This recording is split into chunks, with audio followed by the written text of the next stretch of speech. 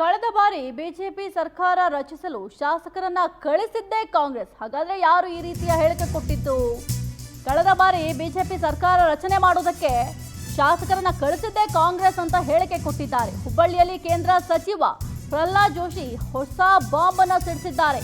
ಈಗ ಸಿಎಂ ಆಗಿರುವ ಸಿದ್ದರಾಮಯ್ಯನವರೇ ಕೆಲವರನ್ನ ಕಳಿಸಿದ್ರು. ಅವರಿಗೆ ಆಳೋಕೆ ನೈತಿಕತೆ ಇರಲಿಲ್ಲ, ಹೀಗಾಗಿ ನಮ್ಮ ಸರ್ಕಾರ ರಚನೆ ಆಯಿತು. ಈ ಬಾರಿ ಕಾಂಗ್ರೆಸ್ ಪಕ್ಷದವರಿಗೆ ಸಂಪೂರ್ಣ ಬಹುಮತ ಇದೆ.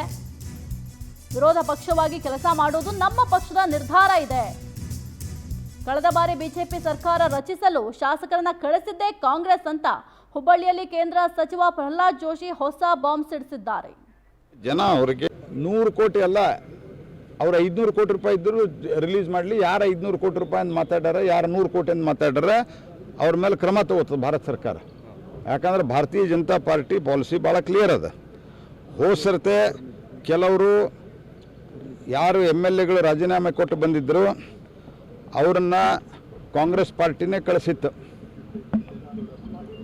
ಕಾಂಗ್ರೆಸ್ ಪಾರ್ಟಿಯವರೇ ಸಿದ್ದರಾಮಯ್ಯನವರೇ ಕೆಲವು MLAಗಳನ್ನು ಕಳಿಸಿದ್ರು. ಯಾಕಂದ್ರೆ HD ಕುಮಾರಸ್ವಾಮಿ ಅವರು ಕಂಟಿನ್ಯೂ ಆಗಬಾರ್ದಂತ. ಪ್ಲಸ್ ಇವರಿಗೆ ಆಳಲಿಕ್ಕೆ ಯಾವುದೇ ನೈತಿಕ ಅಧಿಕಾರ ಇರಲಿಲ್ಲ.